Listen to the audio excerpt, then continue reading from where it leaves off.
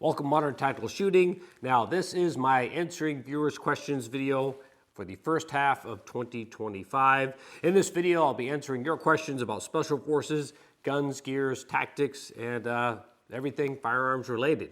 So I have a ton of questions to get to, so let's waste no time. Let's get right into your questions. I want to answer really as many as I can in this video. So first question, what was the most rewarding and interesting part about being in 3rd Special Forces Group? Well, I can tell you, being a team sergeant and serving with the men of ODA 3122 in combat. Really, that was the pinnacle of my career. A great bunch of guys in that team, and I couldn't have asked for anything more. Next question, will you ever do a video on 6-ARC now that it's been adopted by NSW? Would love to hear your opinion on that round. Well, I haven't shot 6-ARC, but everything I've seen about it and read about it, it's gonna make the Army regret going to 6.8, especially if all of SOCOM starts adopting it. Really appears to be a great bullet. It's a lighter round. You could have 25 round mags, extended range, and the performance looks pretty good. And again, I think the big Army is gonna regret 6.8, seeing what 6-ARC can do. Next question. What was it like working with Afghan forces you were embedded with?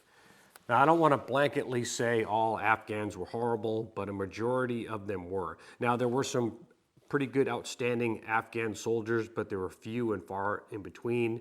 There were some true believers that really believed they were trying to do the best for their country. But let me give you an example of an Afghan commando company, or Kandak.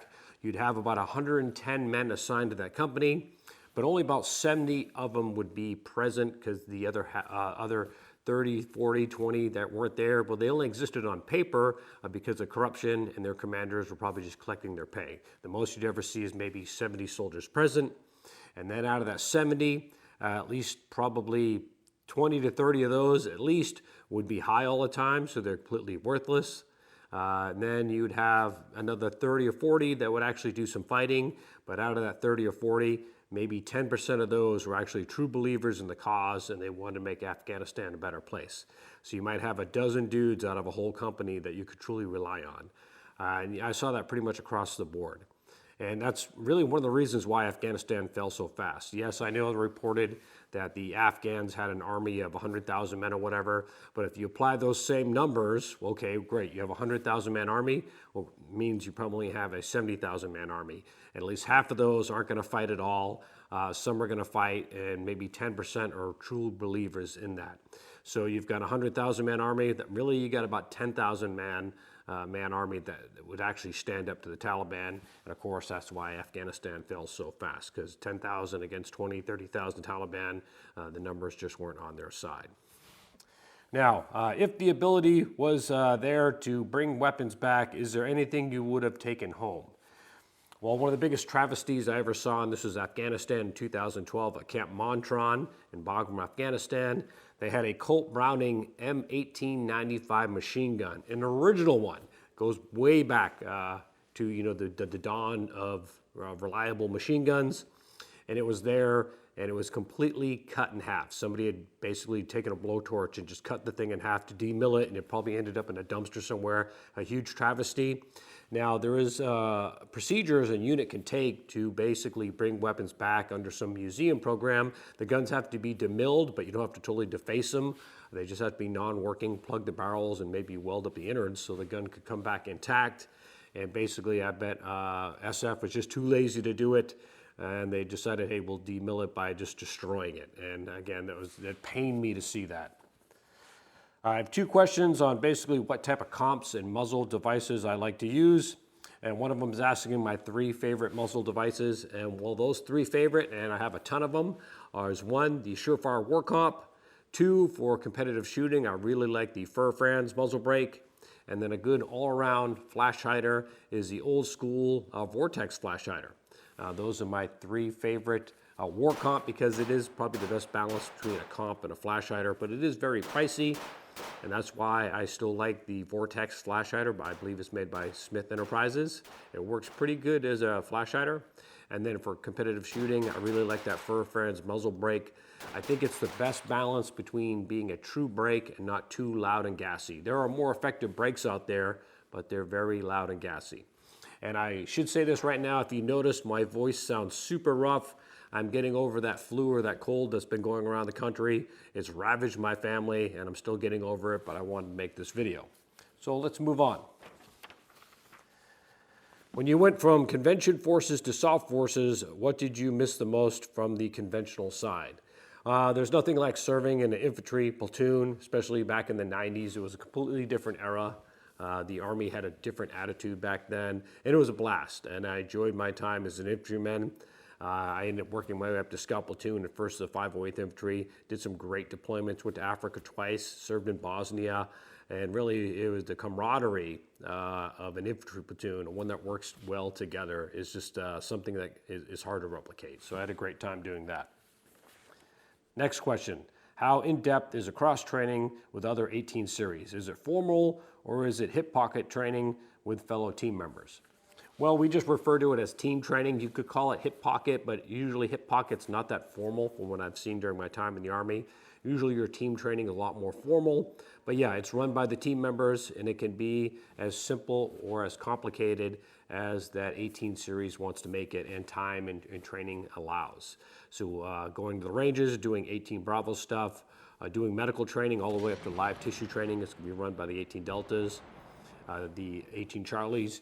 Usually we don't go around and like build houses and things like that, but we do a lot of demo training. Of course, they're gonna run that. And of course, your Echoes, they're gonna run all the combo training on all the team stuff. Every member on the team, and this is a big misconception, let me go on a little bit of a tangent here. A lot of people think, well, when you get to an SF team, you're gonna do that MOS. That's what you're hired to do. Well, earning your MOS, that 18 series, you're basically like a freshman player on a college football team. You haven't made it there yet. That just gets you a spot on the team. There's so much other things you need to master and learn on that team to be successful. Just being strong in your MOS is not enough. Yes, it's a requirement and you need to be able to cross-train everybody else, but all the special skills, all the different missions your team might have, there's just so much more to learn out there that you're really not going to see until you get to that ODA. Your 18 series MOS is really just the starting point. But yeah, tons of cross-training. If you have nothing else to do, you ought to be cross-training. Because the 18 Bravo, he shouldn't be the person getting all the guns ready. Everybody ought to be getting their own weapon systems ready. Everybody should be able to fill their own radios. If somebody gets wounded, they ought to be able to handle it until the 18 Delta shows up. We don't need to be screaming our minds off, hey, get the Delta here, somebody's injured. Everybody should be proficient in the other MOS tasks. Day-to-day life as a soft guy in a peacetime non-deployment, as granular as possible. Well, I'll tell you my experience as a team sergeant and really what our schedule looked like on a day-by-day, kind of weekly basis. We would meet for morning PT 3 times a week. The other 2 days, guys could PT on their own. And then after team PT, we do admin stuff preparing for future training. As a team sergeant, I'd like to do some sort of weekly event, whether we go to the range for a day, we do medical training, do some sort of small unit tactics. I'd like to do something at least once a week that was within the unit if we didn't have bigger events. Of course, we're always planning for bigger training events, either on Fort Bragg or going to other posts. And of course, that takes a lot of time and planning. So we'd spend our mornings doing that. And then in the afternoons, around 2 o'clock-ish, twice a week, we would go do combatives training. I was big into combatives. If we weren't doing that, then the other days, guys could PT on their own. And as a team sergeant, I learned this from my very first team sergeant. If you're not doing anything productive, then don't do it here. I would never hold my guys to sit there and watch the clock till 16:30 or 1700 in the team room just because that's when the duty day ends. I'll say it very frankly right now. If you're a team sergeant making guys sit there and watch the clock, you're doing them a disservice because you're always going to be deployed. You're always going somewhere. Even if there's not a combat time going on, you always have big training events. You're gone a lot. So when you're at your home station unit, why not take advantage of it? And if you're not doing anything productive in the team room, then send your guys home. And I stuck to that. That was my big sticking points as a team sergeant. So lots of PT and either training or preparing for training. Thoughts on tactics should change given the exponential growth in drone usage? That's a great question because really drones have taken over. We are behind in the American Army, and we're going to be behind until we get FPV lethal drones down to the company level at least. I'd like to see FPV lethal drones at the platoon level, because drones is the future. It's here. Just as we have mortars assigned to a company, you ought to have people with lethal drones. Yes, they have drones assigned to companies in the military right now, but they're for observational purposes. They don't have any lethal capability. And of course, if you watch what's going on in Ukraine, they're killing it with drones. Matter of fact, there's tons of great videos out there, and a lot of them, you see the same thing over and over again. You'll see some young Ukrainian kid in his 20s sitting there in a gaming chair with his headset on, just schwacking Russian soldiers or vehicles, and they'll have a whole platoon supporting him. They'll be loading his drones, they'll be keeping him safe, they'll be moving him from point to point, just so this 20-year-old can sit there and just take out soldiers, and they're just loading them up drones all day long. It's making the rifle obsolete, really, and I'll talk a little bit more about that here in a second. But yes, if the American military is not getting lethal drones down to the companies, the platoons to use at their level, then we are behind in the next fight. I got asked by two different people on basically what type of drills I would do downrange to stay sharp.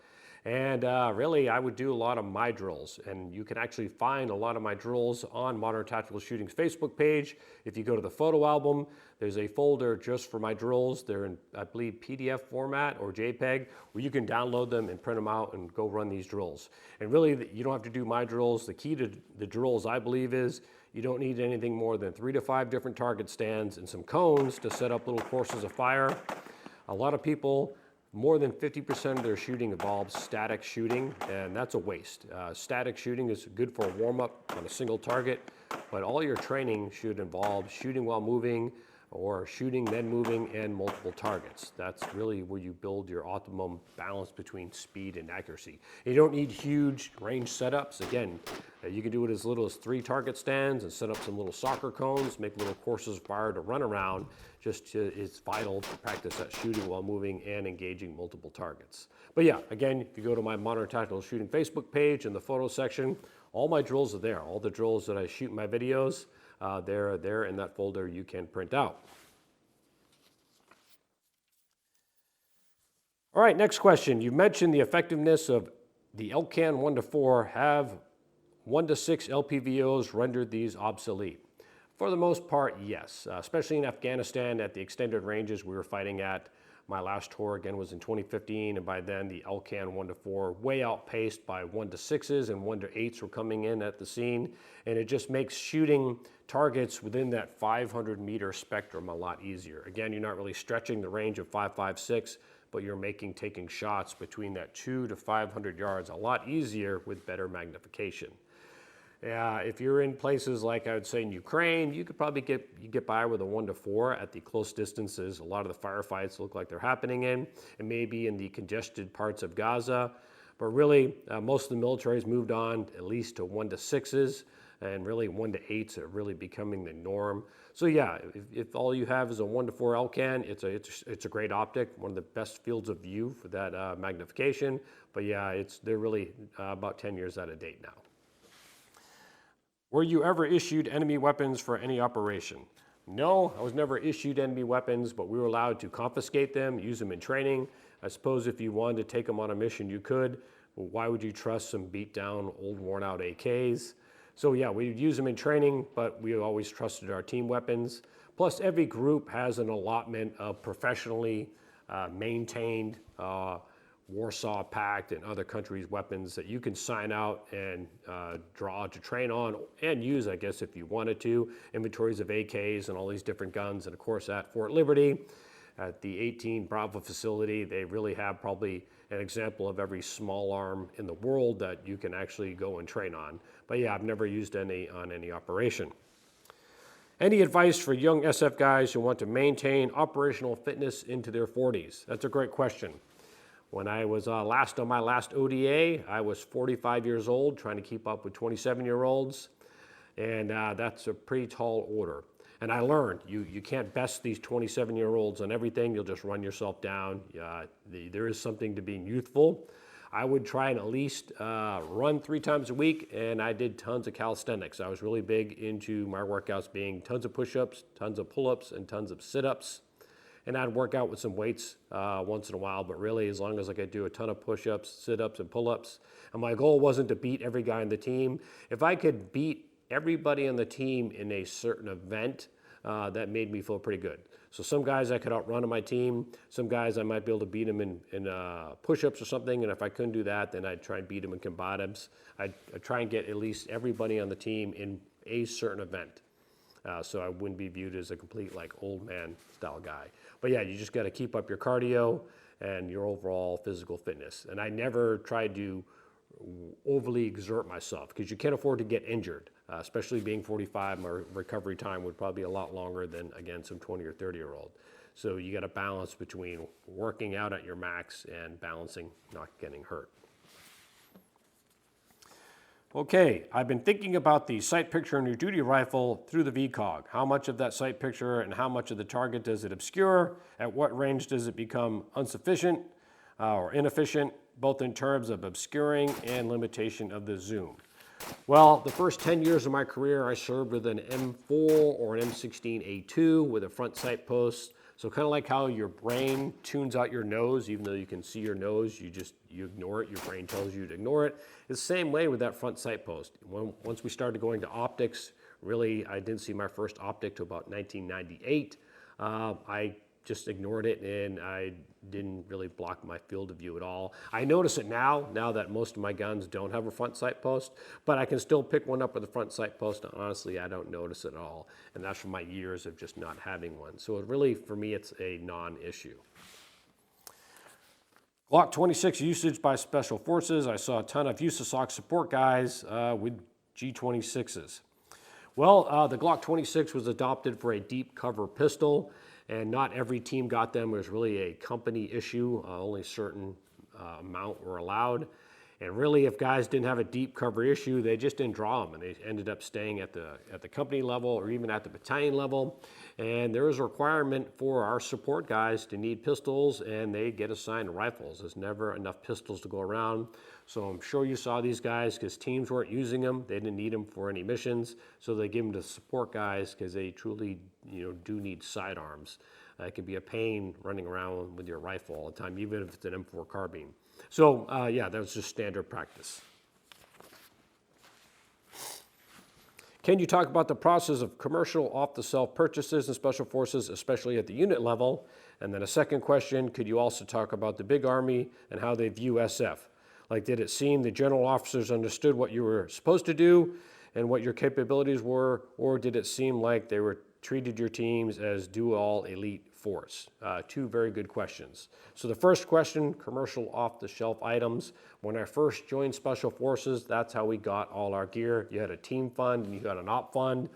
And when a training deployment came up or something like that, you would use op fund and team fund to buy the gear that you needed. And then Special Forces started to convert everything to a group issue, which is good in that you got a great base layer of gear. It also took away that capability. Now the only thing teams have is a thing called the DSOR, and I forget what the acronym stands for, but you never get what you want. I've never seen it properly funded. The last 10 years of my time in SF, we'd be like, hey, we need this certain type of holster. And they're like, oh, I'll put it on the DSOR. And all the teams would put their wants and needs on this magical DSOR list, and the company would buy like one item and then give it to all the teams. And it was never an item you needed. So teams have really lost that capability to get very team-specific, mission-oriented gear. They made it a lot harder. Now, the second question, really, what do conventional forces and conventional leaders view SF? They didn't like us, generally. They thought we were a bunch of cowboys. They didn't trust us. Now, there were, of course, some exceptions. I'm going to drop one name here, which was a Colonel Hudson. He was a battalion commander in the 101st, and this goes way back to 2005 Iraq. And this battalion commander who we were working in his AO, he was the closest thing I've seen to the character that Mel Gibson was playing in We Were Soldiers. I believe it was Colonel Moorhead. This is the closest real life thing I've seen to that. This guy was outstanding. He totally got it. He got what we were there to do and how we could support each other, and it was one of the best tours I had. But I've also had some tours of combat where conventional forces did everything they could to try to impede our operations and just make our life difficult. because they didn't understand what they're doing, what we were doing, or maybe they were envy of us because, yeah, we do things, it's viewed as looser. It's not looser, it's unconventional. And they had a hard time crossing that mental threshold, and of course, it ended up them viewing us as cowboys. But the majority, I would say, 70% conventional leaders have a negative view of special forces. Now, how long does it take a Green Beret to be in group until they can go to the CRIF? That's the Commander's Response Force, or Commander's Interdiction or in extremis force is the old term for it, the hostage rescue company. It's always floated around 2 or 3 years on a normal team, and then you get to go serve in the CRIF. But also they, years ago, started taking guys fresh out of the Q course, and it ebbs and flows. I don't know where they stand now. On my last ODA that I left, I had one of my 18 Bravos. He did go to the CRIF, so we spent about 2 years on a normal ODA, and then he went to the CRIF, and he's still doing great things to this day in 3rd Special Forces Group. So it ebbs and flows, and I don't know where they stand now. Now, the Army has adopted the XM7 Spear to replace the M4A1, but what do you think would have been a better replacement or upgrade to the M4? I think the RM277, that bullpup rifle, which fired from the closed or open bolt to help with the recoil and keep the gun cooler. I can just imagine how great that rifle would be chambered in like 5.56 or 6 arc with even less recoil. I think that really needs to be explored. I'd love to see a commercial version of it. I know it's hard for the American military to wrap their hands around a bullpup design, but watching those videos that Grantham did on that rifle looks amazing, and I think it's a missed opportunity by the Army. Next, we have a very interesting question. What is your opinion on the real-world tactical competence of milsim, basically the LARP community?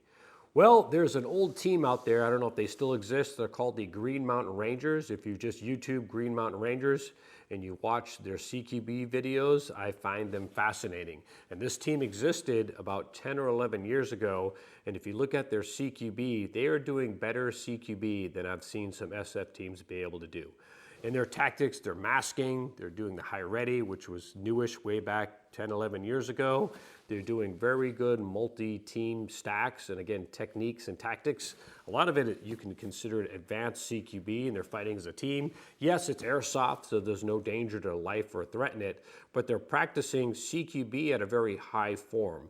So if you look at it that way and you just don't go out there and play paintball and make it too gamey, I think you can get a lot out of it. If you go out and do airsoft as teams and practice tactics that you would intend to use in real life, I think it's a valid training tool. But yeah, just YouTube Green Mountain Rangers, those guys were on it 10 or 11 years ago. I was impressed. I remember watching them for the very first time years ago and thinking, wow, these guys are pretty snazzy looking for their skill level in close quarter battle. Now, what military training do I feel was beneficial to basically competitive shooting, and how do you think your personal interest in shooting benefited your time in the military? I was not aware that you were into competitive shooting at the time. Well, one thing the military does help on it and does a lot of is shooting while moving, because we do a lot of practice of flowing through doorways. So I would say the average soldier is better at shooting and moving than your average civilian. And I saw this in competitive shooting. There's some civilians that can just totally crush it. Matter of fact, a majority of your champions in competitive shooting, they're all civilians. But when you put your average competitive shooter against your average military shooter, military guys can generally shoot better while moving against a civilian, just because we do it so much.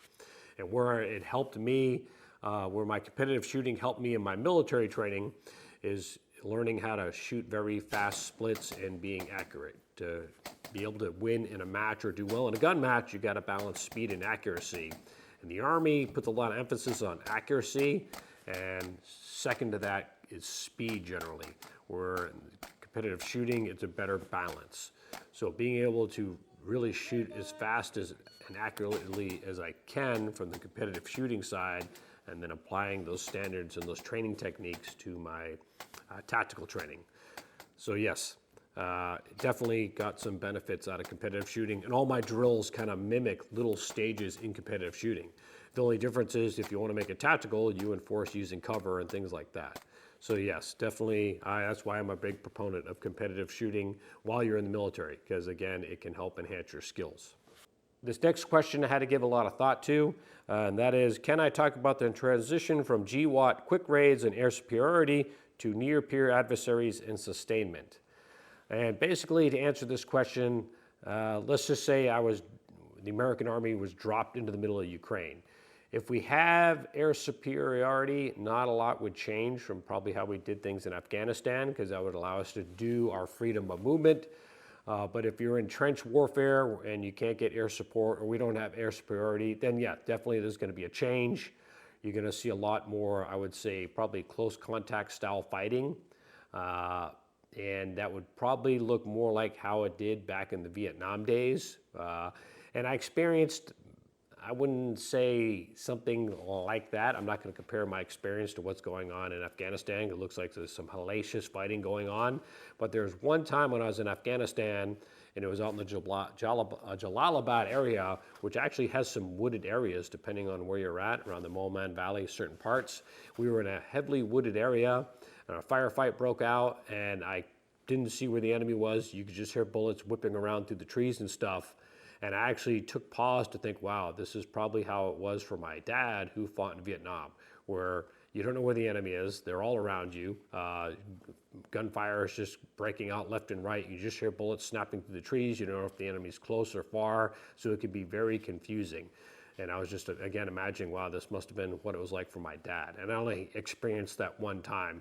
And it was an unsettling feeling, really not knowing where the bad stuff's coming from. But I can just imagine that being like that on a 10 times larger scale, like some huge clearance operation without having the proper air superiority to provide that air cover. So yeah, it's hard for me to imagine because I haven't really been in that situation. But you can see it play out on YouTube just watching any of the fighting in Ukraine. So yeah, we would have some lessons to be learned. It would probably be a very steep, sharp, quick learning curve if you were to take an American infantry company and drop them down in the middle of Ukraine. There would definitely have to be some alterations to how we do things to probably match how the enemy fights. And that's key. It's how the enemy fights and how you can counter them. The enemy in Afghanistan, they like to fight at a distance, whereas you look in Ukraine, those guys are getting within arm's distance of each other in some of these gunfights in the trenches, so completely different dynamic. I haven't really answered the question. It's just a hard question to answer because, you know, I haven't been in that environment.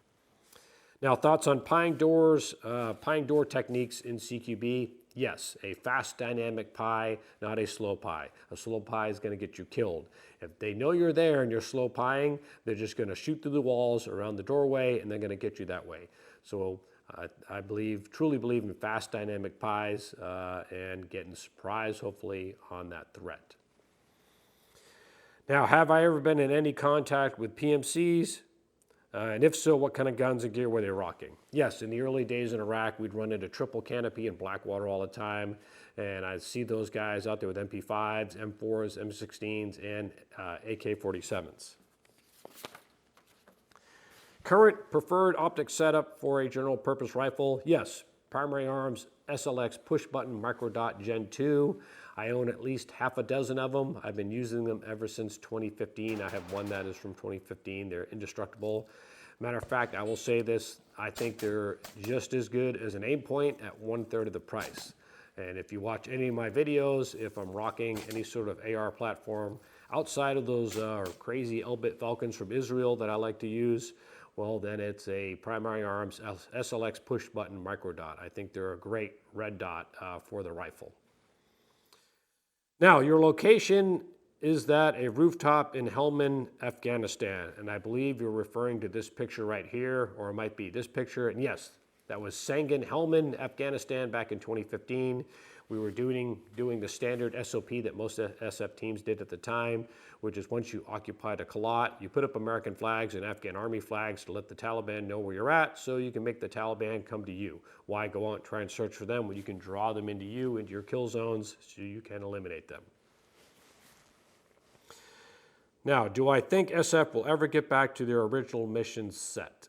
Yes, and in fact, they're doing that right now. I have one buddy who is in 19th Special Forces Group, and he talks about how they're going back to teams practicing doing their own internal sustainment and how to go out and be self-supporting. What kind of ruined SF teams for a while. In Afghanistan, everything was done for you. You lived on a fob, everything was provided for you, you didn't have to do anything, you had all your support there, huge support assets. You would go out for a 2 or 3 day op and then you'd come back in. And we've been doing that for 20 years. And teams need to get back to, okay, you're going into this country, sustain yourself, good luck, don't get anybody killed. And yes, they are getting back to that because that's the key to how SF operates. You give them a huge pot of money and say, hey, go do this here in this one country. Good luck, you're on your own. And that's what teams need to be able to do. Now, has my opinion changed on the SIG NGSW, that M7 rifle? No, it has not changed at all. It's too big, it's too heavy, 6.8, it's got too much recoil, 20 round mags. Yes, I know the 101st has been using it for a while, but if you look at the videos that they made, the soldiers that they interview mimic the same talking points from the Army. And I found that odd. Soldiers aren't going to do that. They weren't talking like how soldiers really talk.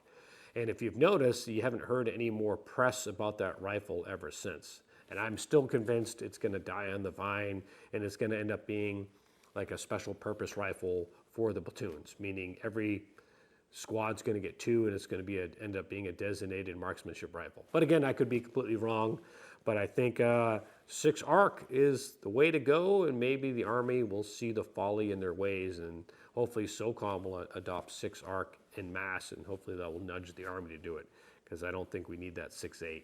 And from what I'm hearing about the round, it's very expensive to manufacture the armor-piercing round, and you could do that in a lighter bullet, a smaller bullet, and a bullet with less recoil. Now, was there any reason in Tora Bora for SF rocking local clothing? Yes, so you can't let the enemy know that you're special forces. So yes, at a distance to be able to blend in, and you're authorized, you're not going as a spy or anything as long as you're wearing combat gear, meaning you can wear civilian clothing with combat gear that denotes you as combative. So yes, they're wearing civilian clothing to blend in at distance with the Afghan partner forces they're working with. The same reason why we wore BDUs in Afghanistan working with the commandos, so at distance we could blend in with the commandos and not be individually targeted as American Special Forces. Now, what is my favorite LPVO and red dot? I already talked about red dots, the Primary Arms SLX push button micro dot. My favorite LPVO, and I gotta say it, is the Vortex Strike Eagle 1-8, the current generation. For the money, that is a great optic. And yes, I've had some buddies use some Strike Eagles in combat. I wouldn't, but for an all-around LPVO, that 1-8, for the money, it's a very, very hard scope to beat. So yeah, that Vortex Strike Eagle, I'm a huge fan. I have the first generation one. I played with the second generation one, which is the current one that's out right now, and really I think it's a phenomenal scope. Now, last part of that question is my top 5 guns you would pick, and I don't know if you're talking about guns out there in the world, in the military, or just guns that I own, so I'll answer it with guns that I own. First, it's the M90 and 5.56. Second, my 11.5-inch Adams Arms rifle. Third would have to be my M4A1 clone of my work gun that I used back in Afghanistan. And then my Fur-Franz competitive shooting rifle. And then lastly, I own an SLR 107. That's a pretty fun gun to play with. I've also been asked, when am I going to finally do a review of this Russian 1P87 optic? It's basically the Soviet version of an EOTech. I started to shoot this late last summer. I was planning on doing up a full review. I got sidetracked though. So yeah, I have a lot of summer range footage of getting on it with this optic right here, but I'm not really done testing it yet. So I will hopefully get a review of this optic out here, I would say in the next month or so. There's a little bit more shooting I want to do with it. I will say this, so far this optic is holding up great. And yes, this is a true 1P87. It's not a knockoff one made here in the States or made in China. But so far it's holding up pretty well, but I will get a full review of this optic out sometime. Real quick, I'd like to announce a new subreddit I just started, Modern Tac Shooting. My intent is to make that the place to go if you want to talk about guns, gear, shooting drills, shooting techniques, special forces, ask me questions. Again, that's going to be Modern Tac Shooting. I'll see you over on Reddit.